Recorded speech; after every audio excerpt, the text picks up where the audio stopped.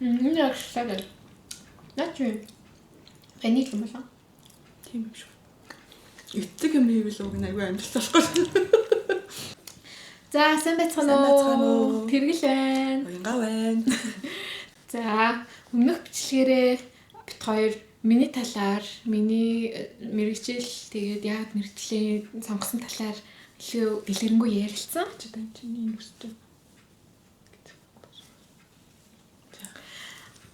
Тэгээд одоо болохоор уянгаа ихчийн талаар Нидерланд дахь ээж аав ямар хөө байдаг, хүүхдийн сургууль соёл ямар байдаг, ер нь уянгаа ихчийн амьдралын талаар ярина.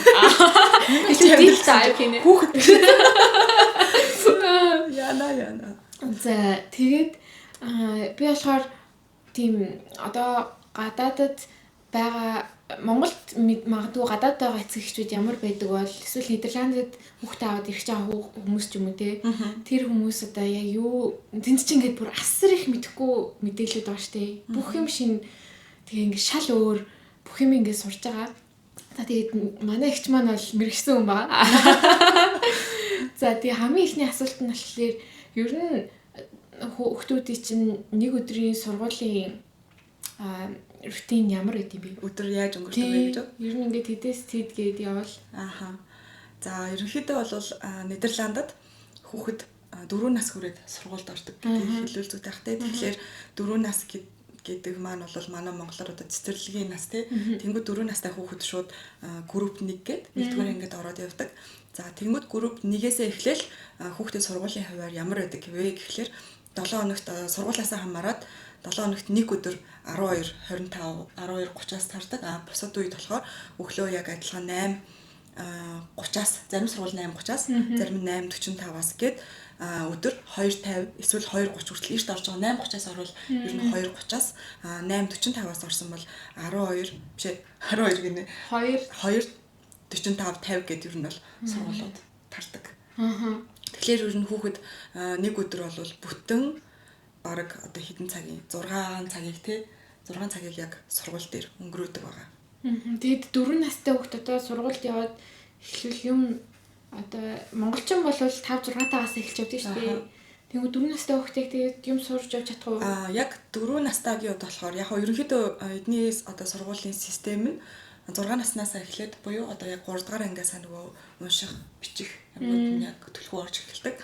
1-2 дугаар ангидаа болохоор ерөнхийдөө яг нөгөө бэлтгэл анги шиг тоглоом ихтэй, тоглоомоор дамжуулаад нөгөө тоо болон өсөг сургахад нь туслаад тэгээд бэлтгэл маягтай явж байгаа. Одоо нөгөө прескул шиг явж байгаа. Тэгэхээр яг 3 дугаар ангид ороод ирэнгүүт яг хүүхэд уншихад бэлэн болоод уншиж эхлэв бичих. Тэгээд энэ монгол шиг 12 жил сурах уу? Энд болохоор баг сургууль бол 8 анги байгаа. 12 нас хүртэл баг сургууль сурна.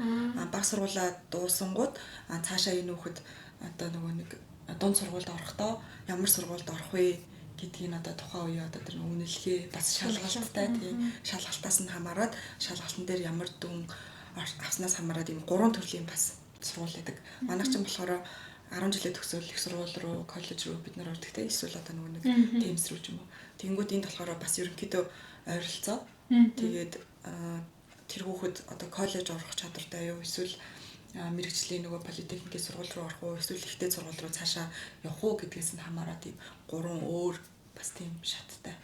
Тэр нь тэгээд сурлага юм эсвэл одоо хэр шалгалтандаа бэлдээ шалгалтаа өгч байгаас хамаарна тийм. Тийм манайх одоохондоо яг нөгөө манай хүүхдүүд байгаа болохоор тэрийг яг туршлагаар хэлж мэдэхгүй байна. Гэхдээ ерөнхийдөө бол нөгөө хүүхдийн одоо яг 7 дугаар ангиас эхлээд тэр нь багаар тодорхойлоод тэгээд хүүхдийн одоо ерөнхийдөө ингээд жил болгоо нөгөө бид нар эцэгхийн уулзалтыг явуулдаг байхгүй жилдээ 2 удаа юм нөгөө хүүхдийн рапорт гардаг. Тэгвэл тэрэн дээр нь ингээд хүүхэд ерөнхийдөө нэг процесс үзүүлээд тийм график явж байгаа. График үү? Тэгээд тэндээсээ явсаар байгаа хамгийн сүүлд нь одоо нөгөө өгдөг шалгалтаа ер нь бол бага ангиасаа групп 3-аас ч юм уу өгөөд явдаг. Яг нөгөө төсөлдөнд өгдөг шалгалтандаа бэлдээд тэгээд тэгж явсаар байгаа одоо төсөлтийн манахаар бол ийш тэ. Ийш шиг тийм шалгалтнаас хамаарч одоо аль сургуульд орох чадамжтай байна. Тэрнээс нь хамаардаг юм шиг л. Зөв. Тэгээ танд ингээд наашаага энд Монголд байжгаад мэрэгэн сургуульд орсон байлоо. Мэрэгэн энд болохоор манай хоёр эрэхтэй манай баг 3 настай том маань ирээд яг 5 нас хүрсэн. Тэгвэл арай ороогүйсэн юм дээ. Угаасаа сургууль. Тийм Монголд бол сургуульд бол ороогүйсэн. Тэгээд энд ирээд яг нэгдүгээр ангиас эхлэв. Тэгвэл яг Монгол сургуулийг мэдгүй юм шүү дээ. Өөрийнхөө биеэр гэсэн чинь өөрийнхөө биеэр л тийм. Өөрийнхөө туршлага дээрээс харьцуулж байна. Танд тэгээд энэ дач боловсролын хамгийн шок нормоор тийм гоё юм уу муухай зүйл нь юу байсан бэ? Энэхийн боловсролын одоо яг нөгөө хоёр хүүхэд дээрэл харж яхад ер нь ингээд амар тийм жижигэн бидний мэдгүй анзаарахгүй нэг тийм хөвшил болгодог хүүхдүүдэд юмнууд байдаг. Одоо өглөө босоод хүүхдүүд ингээд нэгтгэж сургуультай ирэнгүүт ингээд 7 хоногийн төлөвлөгөөнд ингээд гарсан байдаг. 7 хоног дотор одоо чи яг юу хийж дуусгах хэрэгтэй вэ? Тэр юмнууд ингээд өөрсөнд нь юм цаас хавцсан дотор өгөөд тэгээд тэр төлөвлөгөөг ингээд хүүхд өөрөө хавцсан дээр дотроо хийгээд би нэг энэ өдөр хийх юм байна. Энд би дургуй шүү дээ. Энд дуртай шүү гэдэг ингээд 7 хоногийн тэр төлөвлөгөөг хүүхд 5 дахь өдрөөс өмнө тэр төлөвлөгөөгөө ингээд биелүүлсэн байх хэрэгтэй.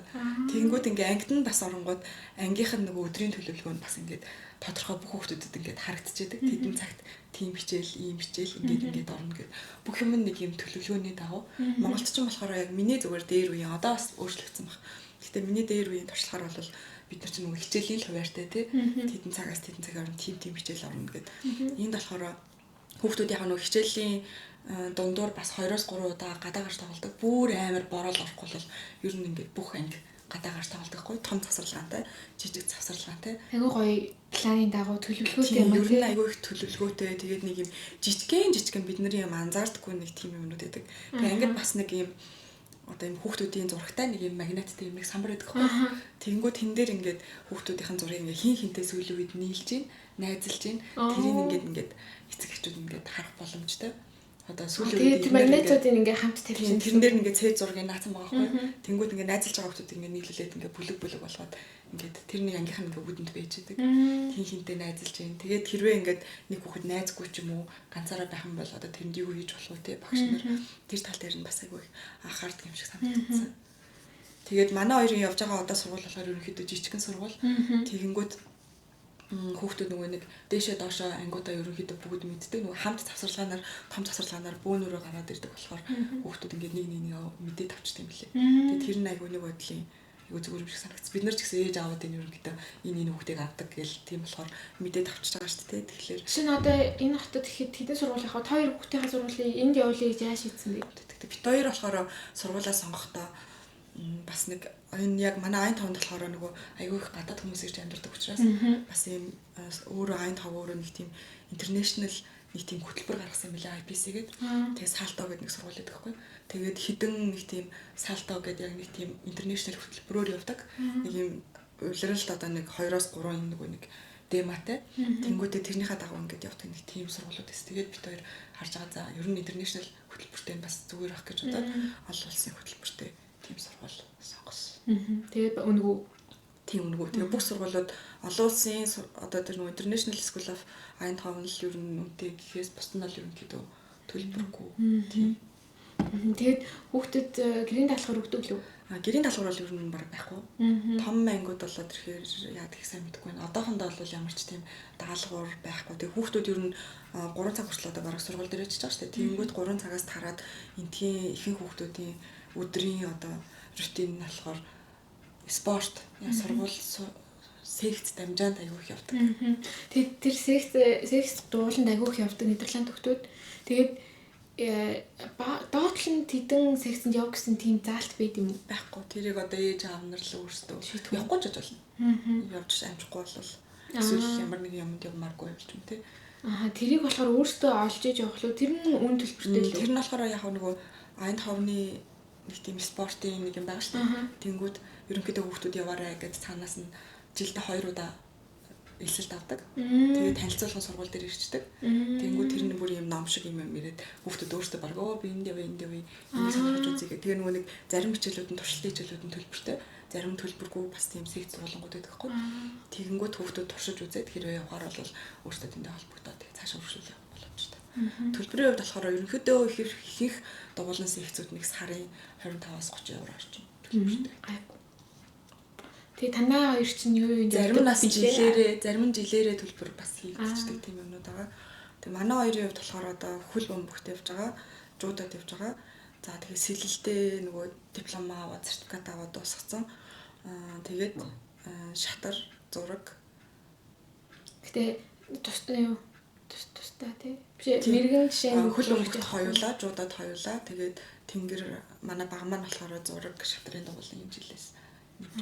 Тэгээ гэртээ бас Монгол багштай пиано хөлдрөөр хичээлээ болохоор манайх Монголоос. Тэгэхээр хэдийн юм хийдэг байна. Би юу хоёр хүүхэд тус-тустай гараг 5 6 юм хийж байгаас тэгээд би эдний хүүхдтэй хоёр хүүхдийг харахаар айгүй мундаг санагддаг. Тэгээд гэрт нь ингээл орохоор хоёлаа ном уншаал хүчтэй айгүй хүртэл номынхаа зургуудыг хараад айгүй гоё. Тэгээл зурагтаа асааж болох уу, үзэж болох уу гэж нэг хэдэн минут үздэг юм шиг байгаа тий.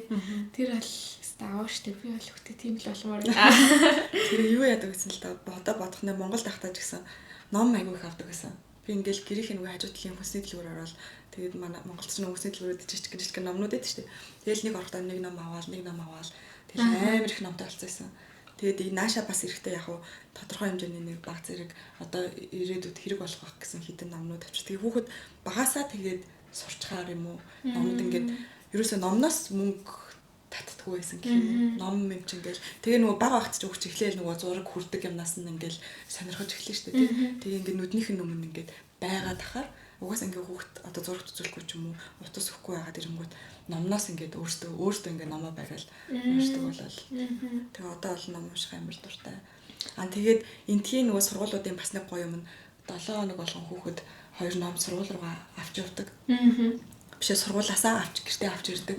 Тэгээд тэрийгээ 7 хоног болго ингээд солиод сургуулийнхаа номын сангаас сургуулийн номын сан төв номын сантай хамтарч ажилладаг. Тэгэнгүүт сургууль дээрээс хүүхэд 7 хоногт 2 ном хүүхэд болгоо ингээд авч яваал уншаал буцаал солиол ингээд.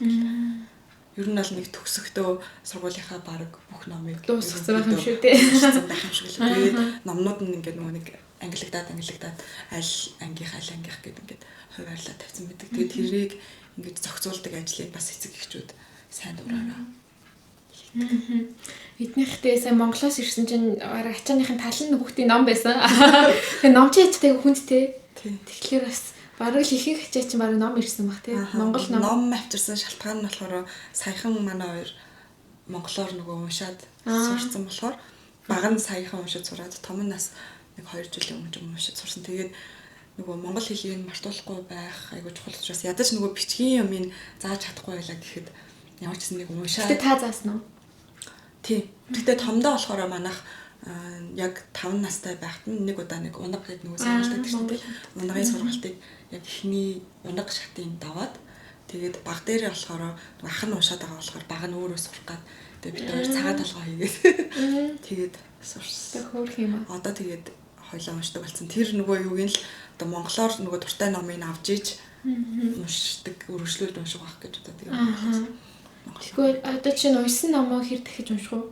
Уншсан номоо одоо тэр нөгөө нохоо хүмүүн гэж уншаад байгаа шүү дээ. Хүүхдүүд сонирхоод байгаа. Тэр нөгөө зурагтай ном учраас ерөөхдөө яг манай хоёрын нас одоохондоо яг нөгөө текст рүү ороогүй. Тэгээд зурагтай учраас тэгээл инээгээл нөгөөдгөө ингээл эргүүлээл ингэж хэлж ин хардаа гээл тэгээл эргүүлээсэж. Айгуу хөрх.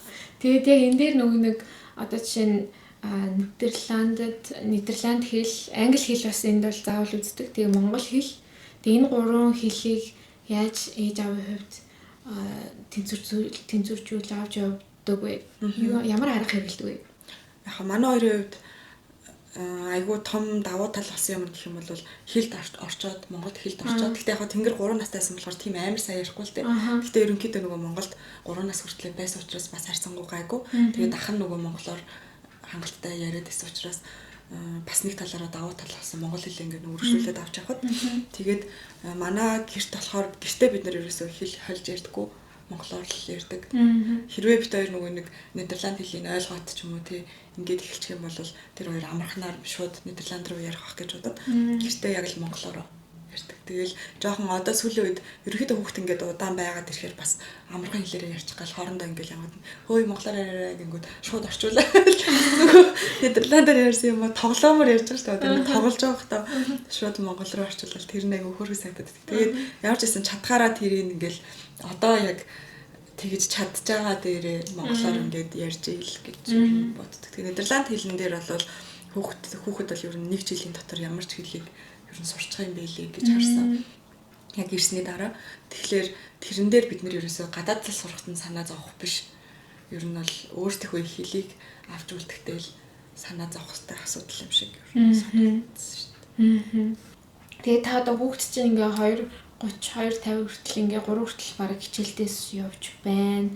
Тэгээд 5-6 секцэнд хоёулангийн ээж хоёр нь ингээд зөөж ин. Тэгэхээр ер нь бол нэг нь л угаасаа ер нь ажил хийхгүй байж л ер нь энэ хүүхдүүдээ 5-6 юунд явуулж амжина гэж бодож байна уу?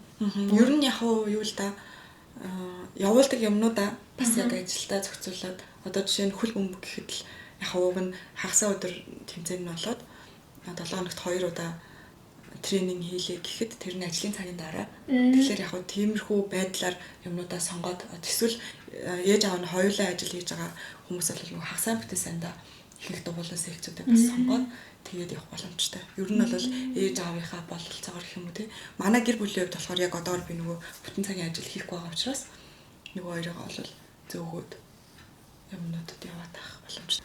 Гэхдээ ер нь нэг хүн нь ингээ хангалттай ажил хийж хахад бол Нидерланд интернет бол хангалттай яваад болчдөг юм шиг санагддаг шүү дээ. Нэг нь ер нь яг учиргүй амар хадгалаад яваад авахгүй ч гэсэн нэг нь хэрвээ ажилтай бол бас боломжтой. Тэгээ хамгийн гол нь бид нар нөгөө хүүхдийн сургалтын төлбөр ч юм уу нэг тиймэрхүү нөгөө төлбөрийн дарамт байхгүй учраас бас нэг яг одоогоор яг тийм нэг хүний цалингаар бол. Тэгтээ тэр бас нөгөө нэг түрээсийн байранд байна уу, өөрсдийн байранд байна уу, зээлтэй байна уу, зээлгүй байна уу гэх мэтчлэн бас айл гэрээс хамаарат зөндөө өөр юмнууд бас асуудал байх л та.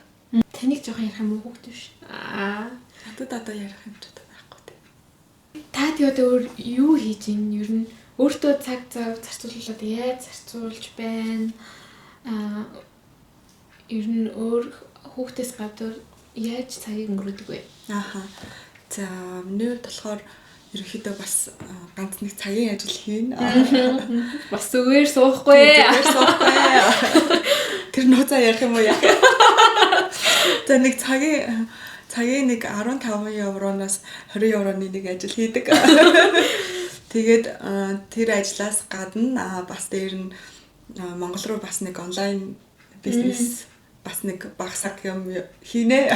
Брэнд явуулнаа. Тэгээд тэрнээс гадна бас нэг би нэг нөхрийнхөө сурж исэн. Одоо хэрэглээ сурж байгаа сургуульд эхнэр нөхрийн хамтрагчийн шиг үлээ.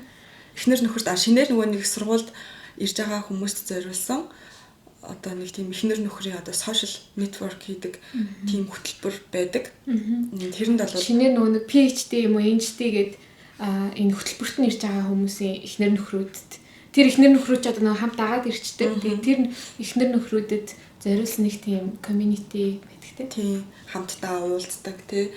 Тэгээд янз бүрийн юм хамтдаа хийдэг тийм community байдаг. За тэрэнд бол би volunteer хийдэг. Одоо өнгөрсөн жилээс одоо бараг 2 жил болж байгаа юм да. Тэнд одоо тэгээд үйл ажиллагаа одоо social талын хариуцаад явдаг байгаа. Тийм, social media менежер. Тийм. Тэйг бол юм хийнэ манайч чинь. Загуу. Тэгэл мэдгүй юм хийгээд лах шиг л тэгэл цантаач юм шиг загууч юм шиг тэгэл өнөөдөр хоног загуу. Ер нь бол миний юунаас бол загуу хаа. Гэхдээ хоёр хүүхдээ тэгээд юу өглөө өдрийн цайгийн бэлтэн, өртөө бэлтэн, орой хоолой хийн. Тэрний хажуугаар хүүхдүүдээ ингээд сургалт секцэнд нөгөн. Тэрний хажуугаар бас Монгол ингээд 2 3 ажил хийгээд байгаа. Тэгэхээр бол яалтчгүй ягаад тэр яг нөгөө нэг амжиж байгаа шалтгаан нь би юу гэж боддог шүү дээ. Монголд ч нөгөө нэг бид нар гараал төвчрэл юм амжихад айгүй хэцүү шүү дээ. Тэнгүүд энд нөгөө хамгийн гол юм дуушуу дугуйтаа яваал төвчрөл яахгүй учраас нөгөө нэг цагуудыг амар сайн ашиглаж чаддаг гэх юм уу. Тийм болохоор хүүхдүүдийг ийшээ тийшээ зөөхөд ч гэсэн асуудал ерөөсөө байдаггүй. Та тэгээд одоо энэ бүх зүйл одоо хүүхдүүдийн сургалт, өөрийн ажил, гэр бүлийн гэртээ хийх хоол хүнсээ бүгдийг яаж амжуулж ин да нууцаас аваалцаж. Нууц байна уу? Нууц байхгүй. Супервумен уу? Үгүй. Гэхдээ юу л гэж боддог ш. Нэг нууц мууц ш. Тэгэл ээжүүд угаасаа л ямар нэгэн байдлаар ямар ч ээж байсан. Дотроос нь хүч гардаг. Тийм, иймэрхүү юмэг бол нэг тийм юм чиний бол одоо нэг амар бисталаг шүү маг шүү гэж хин ч юу бодохгүй. Байнга л өөрийгөө нөгөө дутуу юм шиг те ямар нэг юм за одоо ингээд нэг юм болоо гэхэд за тэрэнд би тэгсэнгүүдээ ч юм уу нэг тийм эмэгтэй хүний ч эсвэл нэг тийм юм байд юм уу хүрлцээгүй юм шиг тийм байдаг бах. Тэгэхээр хизээч одоо ээж хүн бол за болчлоо даста бүх юм окей гэж ханахгүй байхаа. Тэгэхээр нэг чадж байгаа дээрээ хүүхдээ ингээд ийм юмд сургачих юмсан. Одоо ингэж байгаа дээрээ ингэчих юмсан гэдэг нэг тийм юм байдаг бах гэж би бодоод байдаг шүү дээ. Манай гэр бүлийн хувьд болохоор яг хуу би ингээд нөгөө нэг бүтэн цагийн ажил хийхгүй байгаа ч гэсэн энэ боломжоо одоо ингээд ашиглаад хүүхдүүдээ ингээд одоо зөөж чадчих байгаа дээрээ тий мэдээж одоо энэ манай хоёр хүүхд чинь байнгын юм жоохон байнгын зөвлөгөө байхгүй шүү дээ. Тэгэхээр чадж байгаа дээр ямар ч байсан нэг хитийн юм сургаад авчи. Магадгүй тэрэн дараа нь амьдралд нь хэрэг болох байх гэл. Тэгэхээр ер нь бол нууц гэж бол байхгүй. Нууцын үуч бол бүх ээж нартай байгаа гэж бодож байна. Тэгэхээр тийм л юм. Ер нь бол ямар ч ээж хүнд бол нэг иймэрхүү одоо миний гаргаж байгаа одоо энэ хичээл зүтгэл ч юм уу магадгүй золиос ч юм уу тийм юм бүх хүмүүст л тодорхой хугацаанд бол байх гэж бодчих. Эсвэл сая асуултанд манай нөхөр мөхөр гэж миний хард манай нөхөр байгаа. Би нөхрийнхээ хард байгаа л. Намайг юм хүчтэй байхад манай нөхөр тусалдаг. Энийг үзчихвэл ханаа. За тавсан. За өөрийнхөө амьдралын талаар хуваалцсанд баярлалаа. Зүгээрээ. Нэг амар лаг хүмүүс шиг тийм амьдралын туршлага мэдлэг юу вэ? За дараагийн сэдв хосын ярилцаа юу? Хосын ярилцаа. Хосын ярилцааг одоо хүртэл шийтгэл явуулах гэж. За тэгвэл дараагийн бичлэгээр уулзцгаая. Бид нартай хамт байсан баярлалаа. Bye.